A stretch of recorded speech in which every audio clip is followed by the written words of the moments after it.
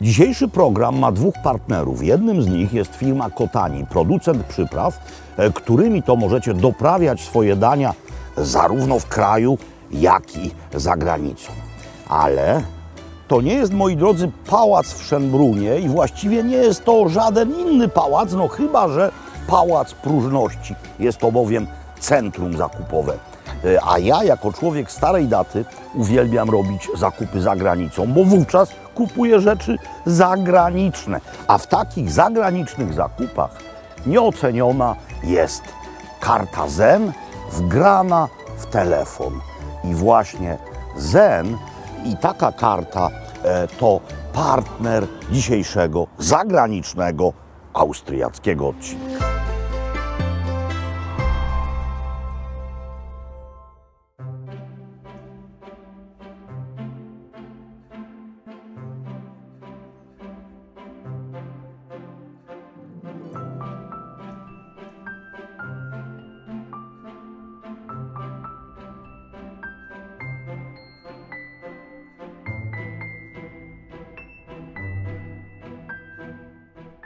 Jestem, moi drodzy, w wynajętym apartamencie w 19 dzielnicy Wiednia, czyli Döbling.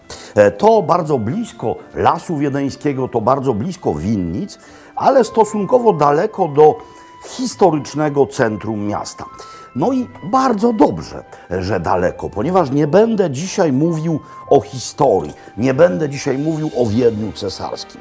Będę mówił o Wiedniu, ale będę mówił o Wiedniu teraźniejszym. Otóż od lat już prestiżowy periodyk The Economist organizuje ranking najlepszych miast świata, najlepszych do mieszkania, a jakość życia w danym mieście oceniają jego mieszkańcy. Wiedeń zawsze łapał się na pudło, ale w roku 2018 i w roku 2019 ów ranking wygrał. Co się składa na taką ocenę? Mnóstwo elementów. No, choćby jakość wody. Ja piję już wodę w Polsce z kranu, bo ona się niezwykle poprawiła. W Krakowie to moja codzienność, ale Wiedeńczycy mają genialną wodę od czasów jeszcze cesarskich, bowiem jest doprowadzana tutaj akweduktem z przedmurza Alp. Góra Schneeberg to główne dla Wiedeńczyków źródło wody. No ale nie tylko o wodę chodzi. Chodzi tutaj o dostęp do edukacji, o dostęp do kultury. Chodzi o niedyskryminowanie ludzi z powodu ich przekonań politycznych, czy też z powodu rasy, albo religii, albo też orientacji seksualnej. Chodzi o publiczny transport. No, chodzi po prostu o przyjazną stronę miasta. I tę przyjazną stronę Wiednia i to, dlaczego też Wiedeń jest tak fantastycznym miastem, będę dzisiaj Państwu pokazywał. A zaczynam od śniadania. Musimy chwilę zaczekać, gdyż gotują się jajka. Niezależnie od tego, gdzie jestem, bardzo często jadam na śniadanie jajka w szklance, zwane u nas popularnie jajkami po wiedeńsku. Nauczony doświadczeniem wiem, że nie wszędzie w Polsce rozumieją termin jajek w szklance. Więc kiedyś w Warszawie poprosiłem o jajka w szklance i precyzyjnie wytłumaczyłem, o co mi chodzi. Po prostu powiedziałem: bardzo proszę ugotować mi jajka na miękko i przełożyć je do szklanki. I wiecie, co dostałem? Dostałem coś takiego w wysokiej szklance, a w kuchni musieli się pukać w czoło i mówić: ten Makłowicz to przecież kompletny debil, mu się w głowie przewróciło, po jakiego grzyba on każe sobie jajka na miękko ugotowane przekładać do szklanki. No ale nie o to chodzi, żeby te jajka w takiej postaci w szklance się znalazły. Chodzi o to, by wziąć szklankę niewysoką, do tej szklanki dać odrobinę masła. No i teraz po prostu je przeciąć, wziąć łyżeczkę, jeszcze i do tej szklanki włożyć. Nie lubię jajek zbyt twardych, one nie mają być na twardo, tylko na miękko. Chodzi o to, właśnie o to chodzi, by żółtko było płynne, a białko było ścięte. I to jest esencja dobrego śniadanka. Zresztą zaraz zobaczycie efekt końcowy. Płynne żółtko cudownym całunem pokrywa wszystko. Trochę świeżo zmielonej soli, świeżo zmielonego pieprzu, do tego kawa, do tego kajzerka, do tego drzemik morelowy oraz croissancik, no masło. Boże, zacząłem stosować zdrobnienia, to okropne. Rachuneczek, piwko, wódeczka, jajeczka, jajka w szklance. Oczywiście w restauracjach w Wiedniu mają takie specjalne naczynia, czyli na dole jest woda gorąca i w to włożone szklane naczynie z jajkami na miękko wbitymi tutaj, żeby całość utrzymywała temperaturę, ale żeby nie było za gorące, żeby się nie ścięło żółtko. Ścięte żółtko to nie są jajka po wiedeńsku. I tak można zacząć dzień. Zatem w Wiedeń marsz! Niezwykle ważnym elementem ocennym, budzącym zadowolenie bądź też niezadowolenie mieszkańców danego miasta jest dostęp do kultury. No, słowa kultura i Wiedeń to są w zasadzie synonimy. Nie możemy tutaj zajmować się wyłącznie kulturą, bo musiałbym spędzić parę miesięcy w Wiedniu, by wam wiedeńską kulturę pokazać. Więc powiedzmy tylko o muzyce w jej najszlachetniejszej formie. No powiedzmy o operze. Wiedeń ma opery dwie. Jedna to Staatsoper, czyli opera miejska, ale jest też druga. To Volksoper, czyli opera ludowa, założona pod koniec XIX wieku jako cesarski miejski teatr jubileuszowy, przemianowana na początku XX wieku na Volksoper właśnie. Oto jej budynek. W przeciwieństwie do Staatsoper tutaj wystawia się nie tylko klasyczne opery, ale również operetki i musicale. Jedno miasto, dwie opery z tak ogromnymi tradycjami. No, musimy jeszcze się troszeczkę nad tym pochylić.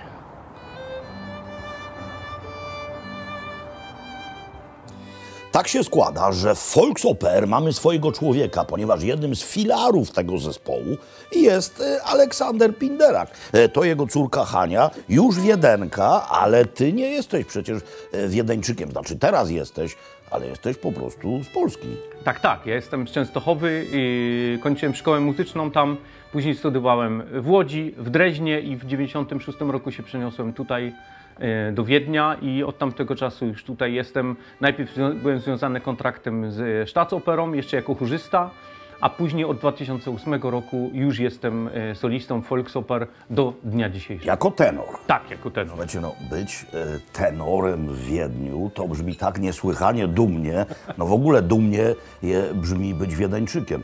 To jest przyjemne miasto do życia? Oj, to jest fantastyczne miasto do życia. Ja jestem, po części żyję w Polsce, po części w Wiedniu, ale wiadomo, że ze względu na swoją działalność, na swoje śpiewanie w operze, gdzie nasz kontrakt jest całoroczny, czyli ja muszę być 10 miesięcy tutaj do dyspozycji w różnych produkcjach, to muszę być tutaj, no a tutaj się żyje fantastycznie. Realizujesz się również gastronomicznie poniekąd, bo oprócz tego, że gotowanie jest twoim hobby, to prowadzisz ten właśnie lokal. To jest, drodzy Państwo, adres należący do Aleksandra, Tenorissimo, no tak więc no, nazwa zobowiązuje.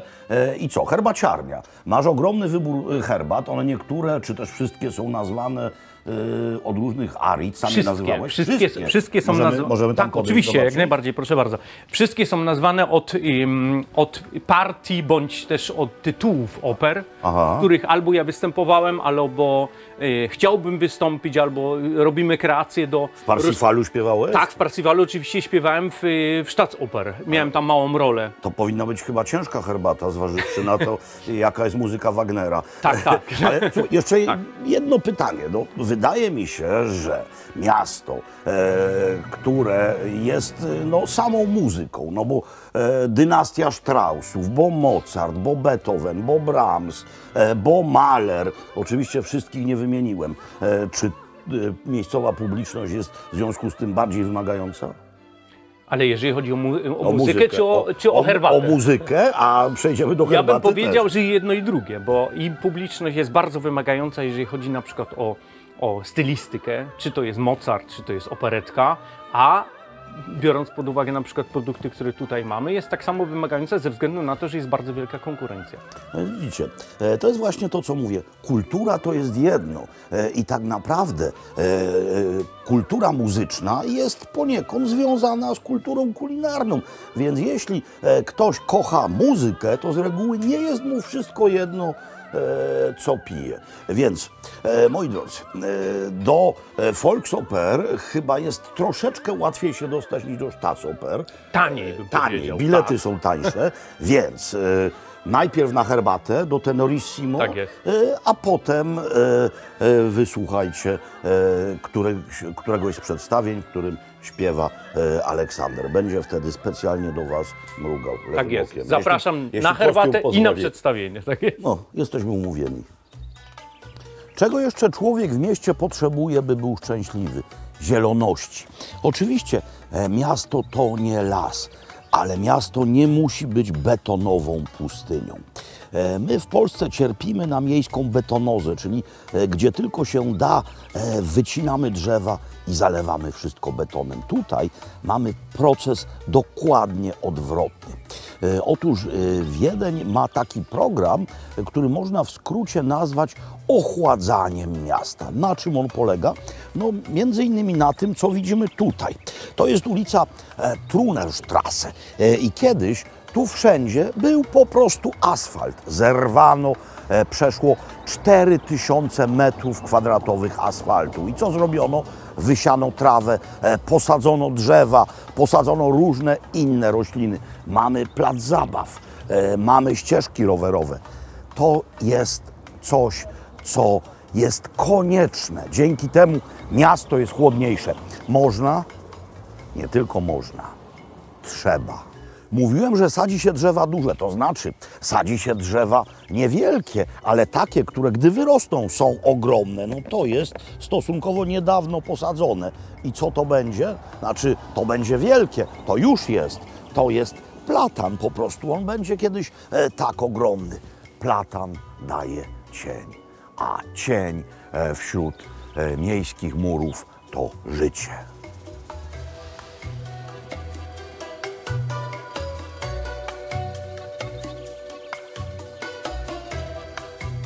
Teraz też będzie mowa o zieloności, a więc o roślinności, ale o roślinności najszlachetniejszej ze szlachetnych, mianowicie o roślinności tej, czyli będzie mowa o winnej latorośli.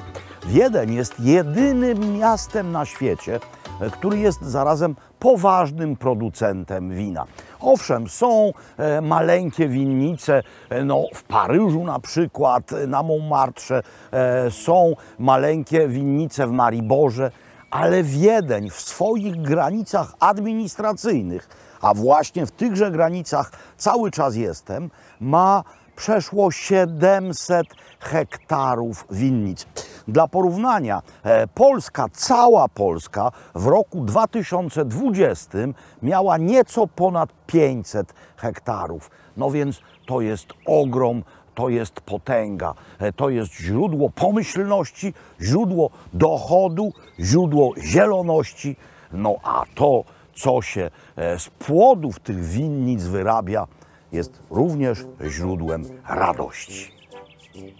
Najbliższa tych winnic, które przed chwilą widzieliście, jest dzielnica Grinzing. Jestem nie w restauracji, a w Heurigerze, czyli w miejscu, które przede wszystkim podaje przez siebie zrobione wina, no bo to jest, byśmy powiedzieli, winiarnia.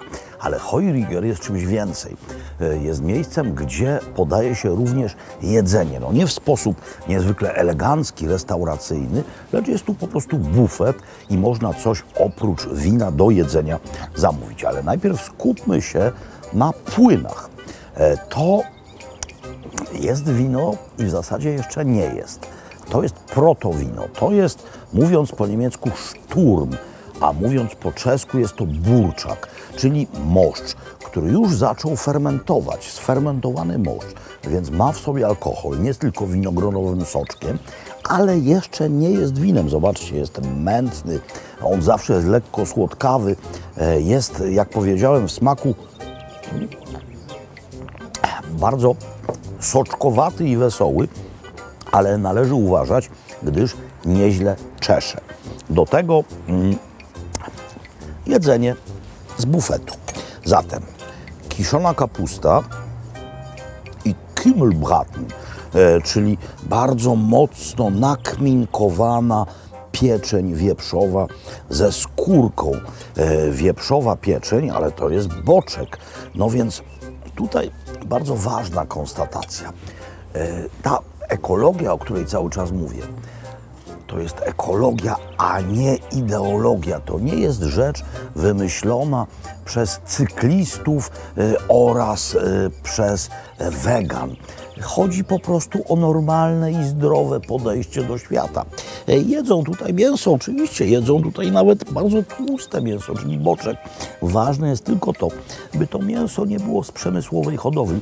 Tutaj tak naprawdę wszystko wolno, pod warunkiem, że się nikogo nie krzywdzi, że się nikogo nie wyklucza, pod warunkiem, że się obejmuje swoimi ciepłymi ramionami cały świat. I o ten świat przy okazji dba. I to jest podejście, którego tak niezwykle mi w naszym kraju brakuje. No bo, słuchajcie, no oczywiście taka skórka w pieczeni wieprzowej, nakminkowanej jest piękna.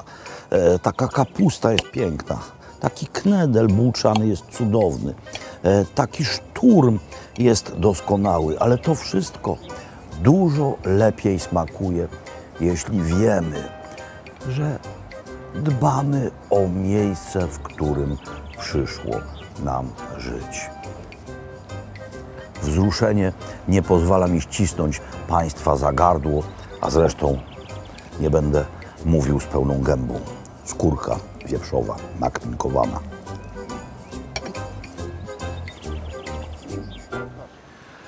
Widzimy teraz rolniczą twarz Wiednia.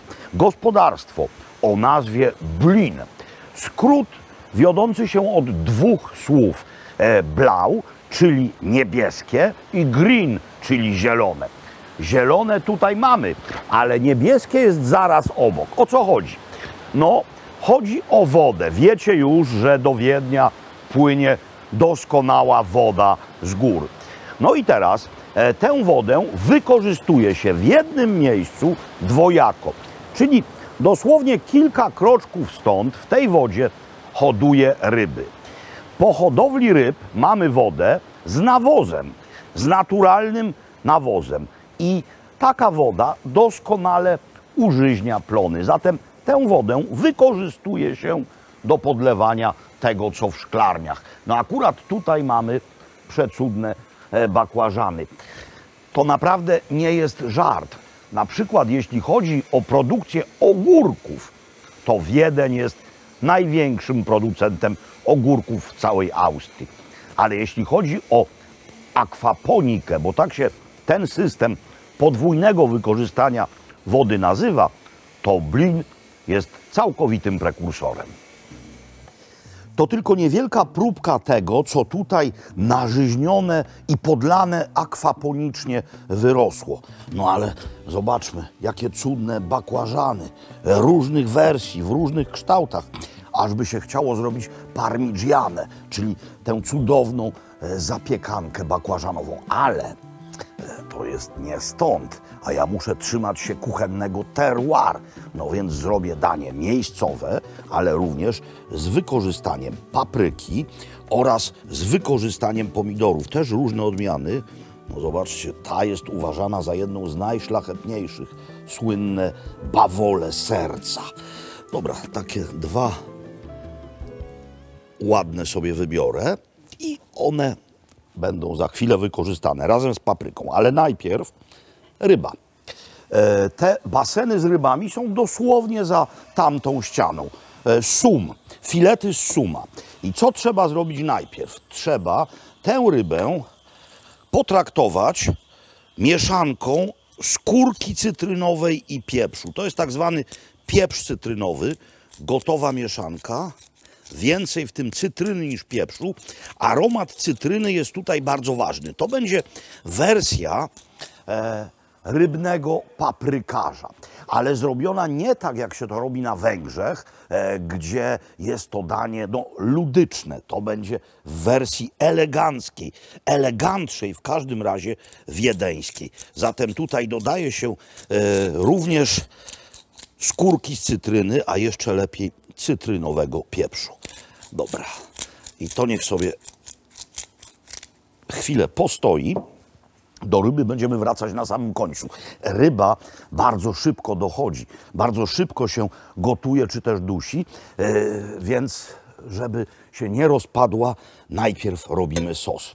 Mam tutaj już na patelni trochę oleju roślinnego wlanego i jak się nagrzeje, dodam do niego odrobinę masła. W zasadzie mogę już dodać, nie musi się nagrzać.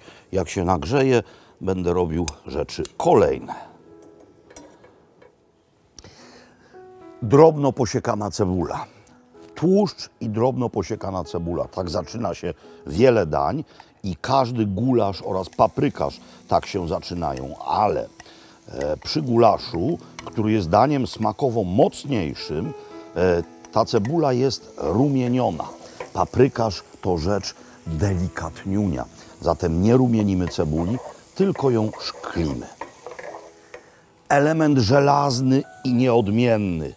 Tłuszcz, cebula i teraz w tym wszystkim rozpuszczamy słodką paprykę w proszku. Pamiętając, by się nie przypaliła, dużo słodkiej papryki w proszku, troszeczkę ostrej papryki w proszku, troszeczkę. To ma być tylko taki delikatny, smakowy kontrapunkcik. Teraz to trzeba wszystko przemieszać. To się w tłuszczu rozpuści. No i już tutaj musi znaleźć się płyn. Jaki płyn? No na przykład z pomidora. Wkrawujemy go, wkrajamy go, ja wiem, nie ma takiego słowa wkrawujemy, wkrajamy go byle jak. On się zaraz rozpadnie, a sok spod niego sprawi, że papryka w proszku się nie przypali. Oczywiście, jeśli pomidor nie puszcza natychmiast soku, możemy to podlać odrobiną wody, a żeby mu ułatwić puszczenie tej przyrodzonej mu wody, rzecz solimy. Pamiętajcie, sól wyciąga wodę. To się teraz na ostrym ogniu tutaj dusi, ale wszystko jest pod kontrolą. I kolejna rzecz, której trochę musi się w środku znaleźć, mianowicie papryka. Papryka, kroimy ją w kostkę. Jej rozmiary i uroda nie mają znaczenia. Ten sos na końcu będzie specyficznie traktowany. Oczywiście, jeśli ta kostka będzie drobniejsza, to łatwiej się to wszystko rozpadnie, ale i tak się rozpadnie. Sytuacja jest na patelni idealna. No i teraz już koniecznie, gdyż ogień jest mocny, musimy podlać to wodą. No, pamiętajcie, woda jest istotą wszechrzeczy. No, a w tym wypadku w akwaponice woda jest jej fundamentem. Bez wody i jej dwukrotnego co najmniej wykorzystania akwaponika nie istnieje. Sos jest niemal gotowy, no ale nie jest elegancki, dlatego że są w nim skórki zarówno z pomidorów, jak i skórki z papryki. Więc co trzeba teraz zrobić? Zmiksować? No nie. Trzeba tych skórek się pozbyć. Zatem trzeba sos przetrzeć. Tak, archaiczna, lecz niezawodna metoda. Drobne sitko, taki gumowy przyrząd i wszystko bardzo pięknie przecieramy.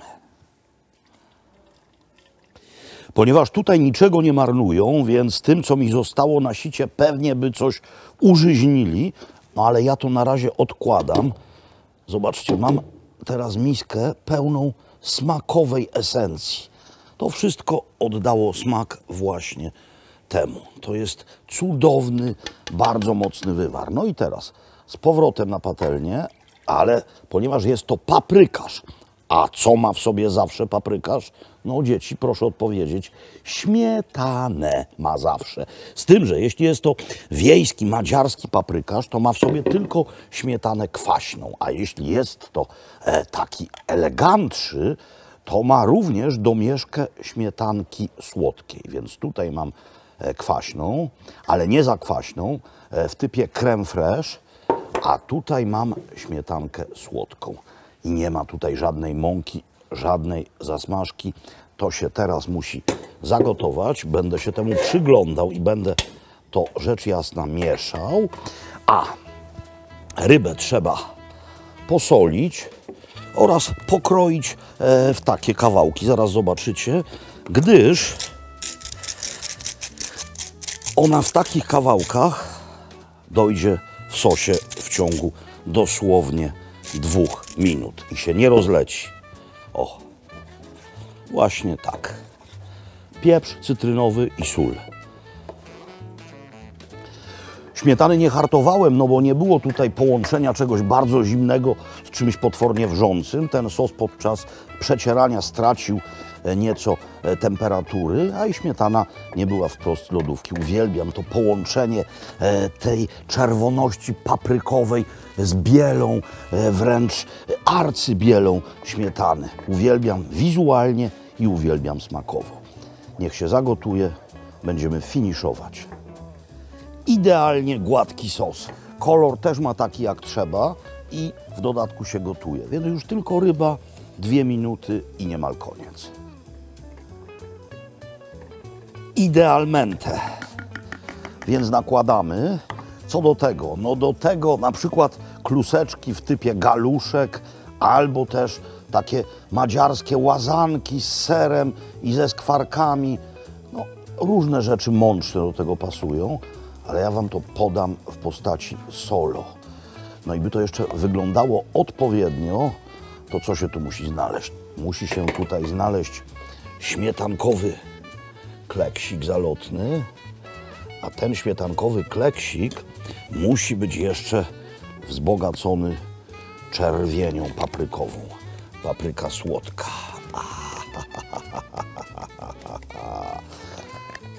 Harcza paprykarz, jak powiedzieliby Madziarzy.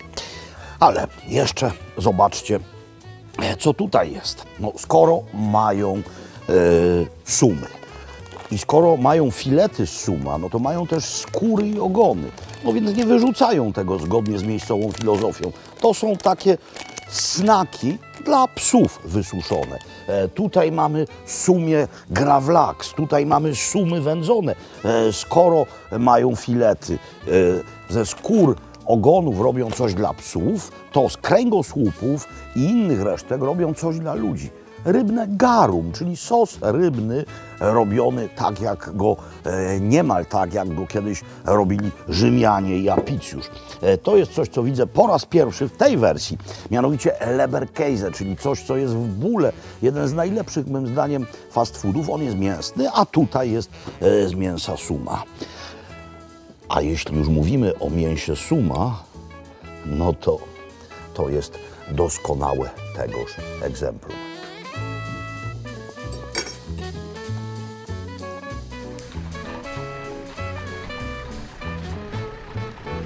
Kafe Landmann to jeden z wielu znaczących miejscowych kawowych adresów. Nie chcę jednak teraz przeprowadzać typologii wiedeńskiej kawy. Nie chcę mówić o tym, czym się różni melange od Einspener na przykład. Chcę na przykładzie tego miejsca opowiedzieć wam o czymś zupełnie innym, o czymś wprost niezwykłym. Tysiące kawiarni, a w każdej z nich oczywiście podają kawę, przecież nierozpuszczalną, parzą ją w ekspresach. Zatem codziennie tony kawowych fusów. To pozorny odpad, pozorny, bowiem jeden wiedeński rolnik wymyślił, chyba jako pierwszy w świecie, że fusy z kawy to idealny nawóz. Zatem zbiera te fusy po całym Wiedniu i na tychże fusach hoduje grzyby. Jeśli kupujecie w Wiedniu boczniaki, pieczarki albo inne hodowlane grzyby, możecie być pewni, że one na tych fusach wyrosły. Zatem możemy mieć czystsze sumienie. Zamawiając tutaj kolejną kawkę, a to przecież nie jest tania przyjemność, zwłaszcza w centrum miasta, zwłaszcza w takim miejscu, zwłaszcza jeśli do tej kawy weźmie się jeszcze strudla serowego w sosie waniliowym, no to przecież działamy dla dobra wspólnego. Jeszcze jedna kawa, więcej fusów, więcej grzybów. Pamiętajcie.